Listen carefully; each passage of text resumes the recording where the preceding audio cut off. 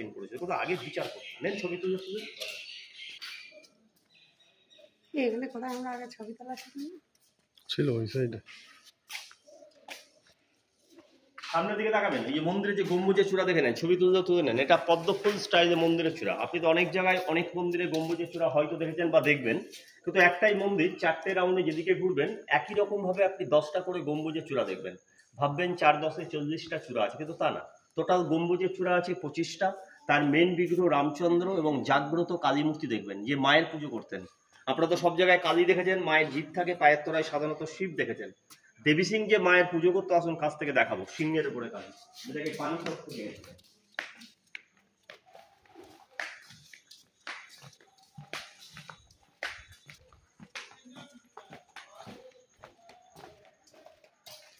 ওই যে বড় একটা টিনের গেট, নিচে যে ঘর দেখেছেন, ওটা ছিল দেখে নেন জেলখানা, কারাগার।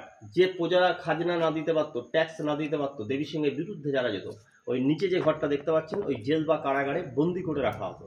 এখানে বিচার হতো, বিচারে যখন ফাঁসি হতো তখন এই ঘরে ফাঁসি দিত। এটা ফাঁসির ঘরে দেখতে।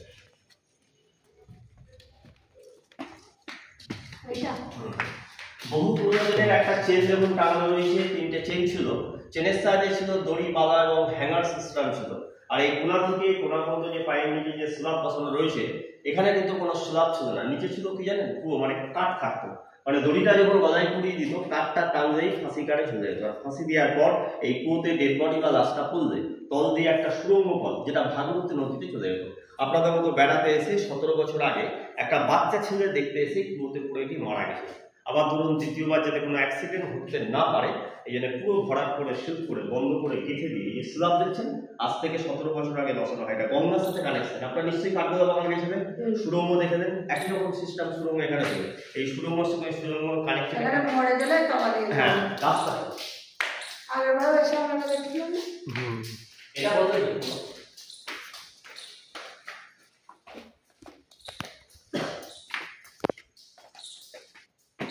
বিশ্বের সুন্দরী হীরাবাই, যার হাইট ছিল 6 ফুট 2 ইঞ্চি লম্বা, লখনৌর নামকরা ডান্সার বাইজি হীরাবাই। অরিজিনাল হীরাবাইয়ের ছবি এটা। অরিজিনাল হীরাবাইয়ের ছবিটা নষ্ট হয়ে যাওয়ার পর পাশে যে ছবিটা দেখতে পাচ্ছেন, একই ছবি দেখুন, এটা কম্পিউটার ছবি নতুন করে করা হয়। এটা ওয়ারিং হেস্টিংসের ছবি। আর এই ছবিটা রাজা দেবী সিং, যার বাড়ি দেখতে এসছেন, বাড়ির মালিক প্রতিষ্ঠাতা রাজা দেবী সিং, যাকে ইতিহাসে কুখ্যাত ডাকাত দেবী সিং নামে পরিচিত। এটা দেবী সিং এরই ভাইয়ের ছবি। এটার নাম কীর্তি চাঁদ সিং। কীর্তি চাঁদ সিং এটা ভূপেন্দ্র নারায়ণ সিং দেবী সিং এর বংশধর। ইনাদেরই অষ্টম পুরুষ বংশধর জীবিত আছেন, কলকাতায় থাকে, ইনার বংশধর। এটা ভাবছেন সরকারি টান, এটা ব্যক্তিগত মালিকের। আপনারা যে টিকিট কেটে ঢুকছেন, টিকিটের পাশে ঠাকুরবাড়ির স্টেপ চলছে, এটা সরকার থেকে হেল্প হয় না, মালিকানা আন্ডার। এটাই ঠাকুরের। হ্যাঁ, মন্দির দর্শন করে নেন, রামচন্দ্র দেবের মন্দির, 118 গুণের মূর্তি দর্শন করে নেন, 33 কোটি দেবতার মন্দির। ভিতরে আছে সোনার রাম সীতা। এখনো মন্দিরে দৈনন্দিন দুবেলা নিত্য পুজোটা সকাল সন্ধ্যা হয়। সব থেকে বড় উৎসব হয় এখানে ঝুলন উৎসব। 5 দিনের জন্য যে বেদি দেখতে পাচ্ছেন, বেদিতে নিয়েছে সিংহাসনে এই মূর্তিগুলিকে এনে সাজানো। রামচন্দ্র দেবের মন্দির। পাথরের কাজটা দেখে নিন, এই আর্চ থেকে এই আর্চ। এই যে এত বড় একটা নিচের যে ধনুকে আকার পাথর দেখুন, এখন তো মেশিনে হচ্ছে। আজ থেকে 250 বছর আগে কোনো মেশিনারি বা পাথর কাটা যন্ত্র ছিল না, সম্পূর্ণ কাজটা দেখুন হাতে কেটে ছেনি হাতুড়ির সাহায্যে কি নিখুঁতভাবে তৈরি করে। যেমন নিচের কাছ থেকে জাফরি বলা হয়। আগ্রা তাজমহল গায়ে পাবেন, ফতেপুর সিকিরিতে পাবেন, সেদিলটিসে পাবেন, জয়পুরে পাবেন, একটা পাথর কেটে কেটে তৈরি। এবং তৈরি করতে করতে একটা খোপ যদি ভেঙে যেত, পুরো স্ল্যাবটাই বাদ হতো, আবার তাকে নতুন করে করতে হতো। চিন্তা করুন শিল্পীদেরকে কিভাবে পরিশ্রম করতে হচ্ছে। আগেকার দিনে রাজা নবাবদের নিয়ম ছিল, কাজ করিয়ে নিত, সারা জীবনে খরচাও দেওয়া হলো, কিন্তু হাতের কবজি বুড়ো আঙুলটা শিল্পী কেটে নিয়েছিল, যাতে শিল্পী এই কাজটা পরবর্তী জায়গায় না তৈরি করতে পারে বলে। সম্পূর্ণ হাতে কেটে সেনি হাতুড়ির সাজে তৈরি।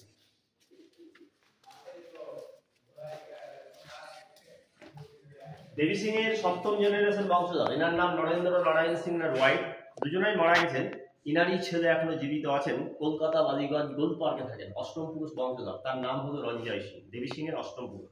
পাশেরটা 5ম জর্জ, ব্রিটিশের ছবি।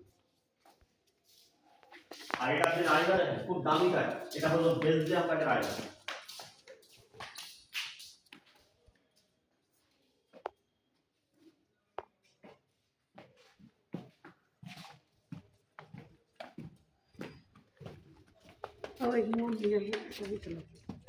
তোলা ছিল চলো।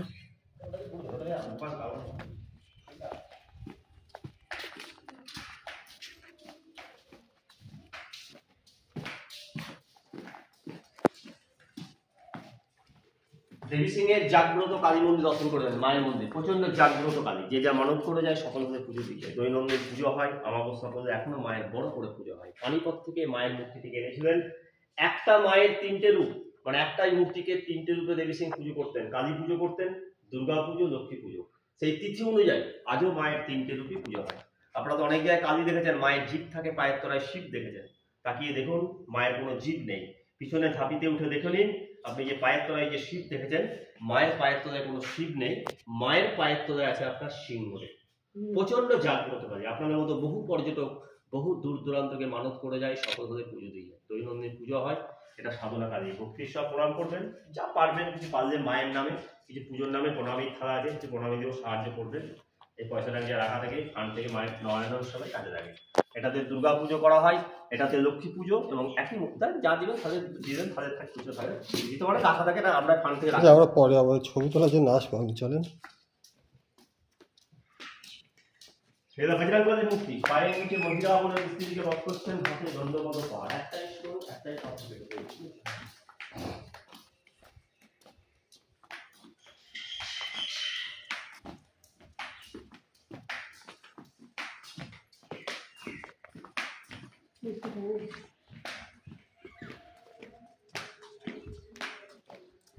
এখানটায় কি পুজো হয়? লক্ষ্মী পুজোর পুজোর থাকে।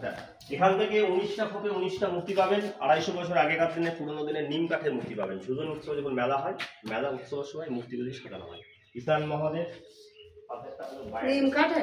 নিম কাঠ, বাইরে নিম কাঠটা তৈরি করেছিল কৃত কাঠ, 10টা হয়ে যাবে নিম কাঠের মূর্তি করে।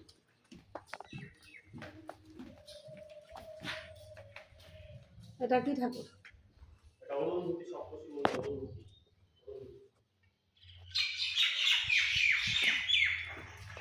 এই সপ্তশী অনুভূতি, সপ্তশী অনুভূতি, সপ্তশী অনুভূতি, সপ্তশী অনুভূতি। বাহ, এই কুবের দেবতা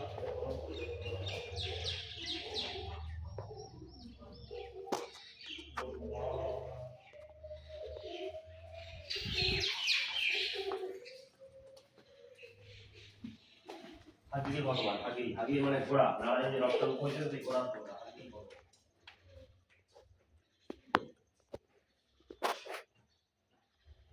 ভগবান চলে আসে সপ্তশী ভাব।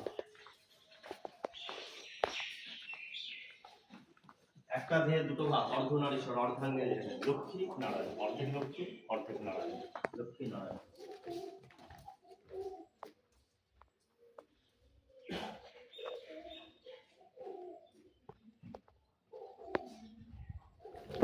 ব্রহ্মা, ব্রহ্মা বিষ্ণু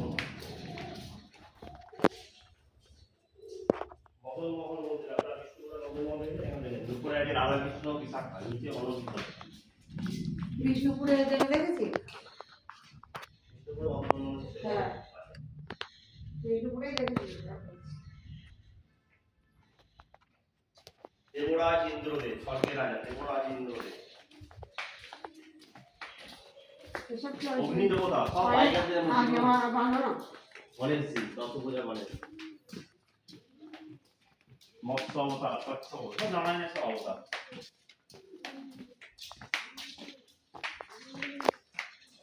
নিজ মন্দিরটা রামদাস সীতা বল্লভ, যমরাজের ছবি, যমরাজ হনুমানজি, রামভক্ত হনুমানজি। এটা নৈরিক ভগবান, চারটি কোণ আছে, শ্রেষ্ঠ নৈরিক, ঈশান, অগ্নি, বায়ু। দেখি খুচরো যদি বাইরে দিয়ে আসে দিয়ে চলা হবে, এটা আপনারা দিয়ে যাবে। ছবি তুলি।